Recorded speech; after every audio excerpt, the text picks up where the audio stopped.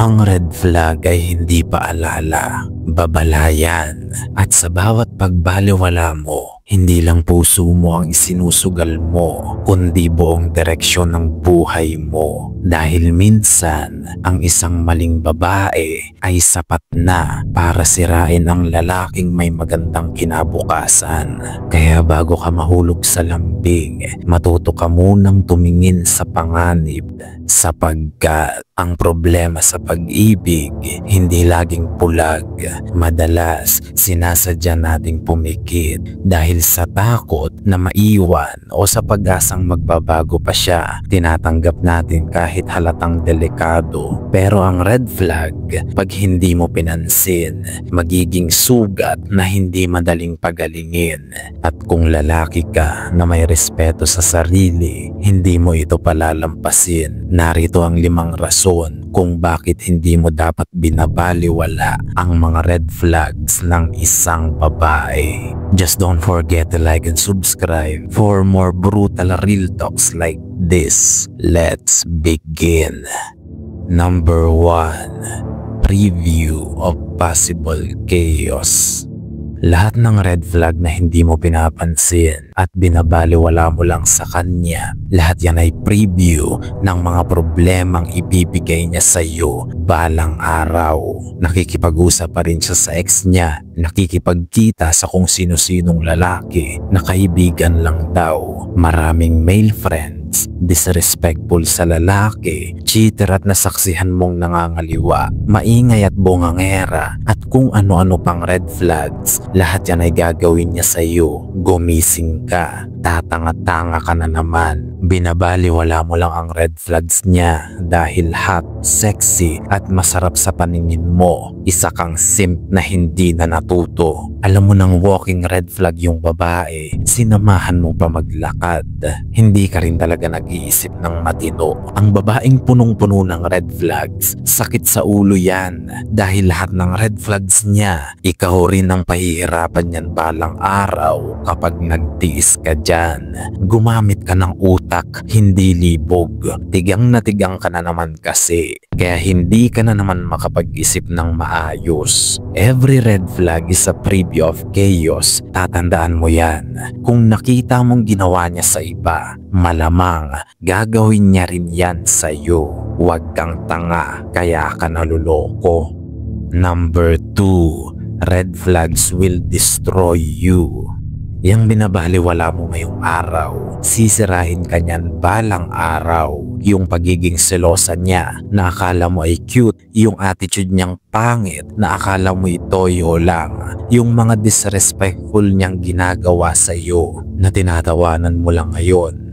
Lahat yan ay butil na ipinupunla niya sa iyo, and those seeds will grow. At habang binabaliwala mo lahat yang maliliit na bagay na yan ngayon, paglaki niyan balang araw, magiging sakit yan ang ulo mo at sisirain niya ng peace of mind na mayroon kang ngayon. At sinong may kasalanan? Yung babae na naman ba? Mangmang, malamang ikaw, dahil tatanga-tanga ka at hinayaan mo lang siyang maggaganyan sa'yo. Bulok kasi yung leadership mo at mahina yung pagkalalaki mo. Kaya wala ka rin magawa. Pareho kayong nakakaawa. Isa kang malaking disappointment dahil lalaki ka pa naman. You are supposed to lead her, ngunit wala kang nagawa. Nasaan ang pagkalalaki mo? Ni hindi mo kayang paumuin ang tulad niya. Tapos magagalit ka sa babae dahil ganito, ganyan. Iumpog mo kaya yung ulo mo sa pader nang matauhan kang iyakin ka.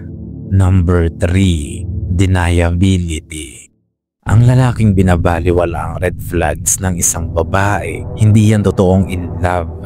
Siya ay denial lang.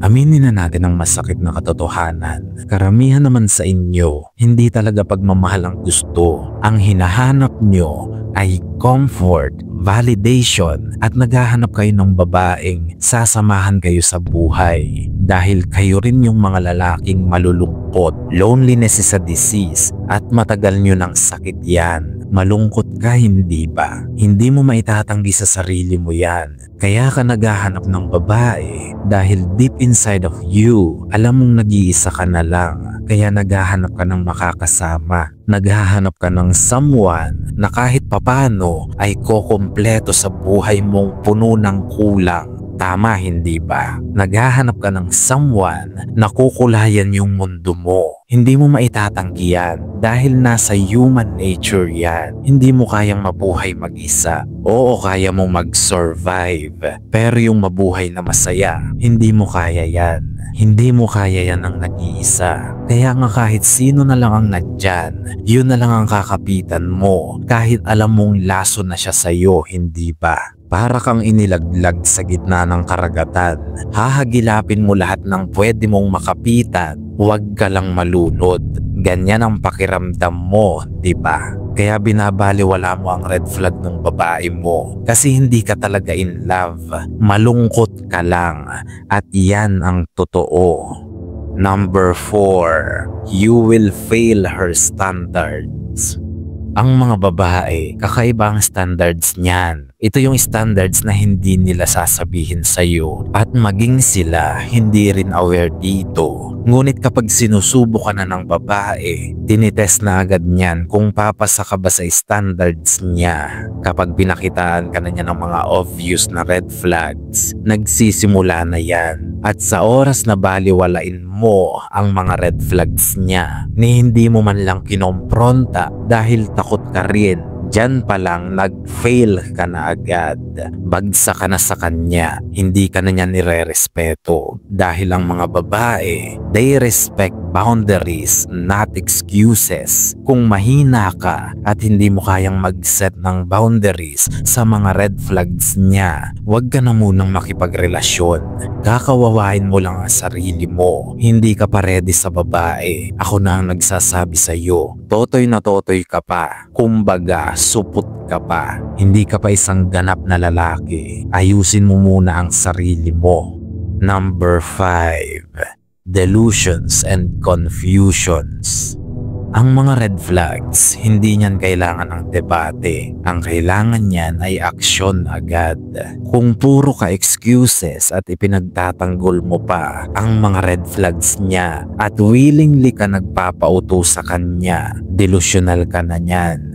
Hindi mo na alam ang tama at mali dahil lunod na lunod ka na sa emosyon mo. Handa ka nang magpatay sa muka sa lagay na yan. At yung salitang self-respect, hindi mo na alam ang ibig sabihin niyan. Isa ka ng galunggong na may paa at kamay. Tapos yung pagkalalaki mo, kasing laki na lang ng bulate. Ikaw na ang nagbaba ng sarili mo sa ganyang level. Kumbaga sa cancer, malala na yung lagay mo. Critical na. Tinatalikuran mo na ang sarili mong pagkalalaki. Isa ka na lang ngayong batang supot na namumuhay sa fairy tale. At di magtatagal, masasaktan ka ng malala sa ginagawa mong yan. At huwag mong sasabihin na hindi kita pinaalalahanan. Sadyang tanga ka pa lang sa lagay mo ngayon. Pero hintayin mo lang na realidad ang sumampiga sa'yo. Basag ang buo mong pagkatao dyan.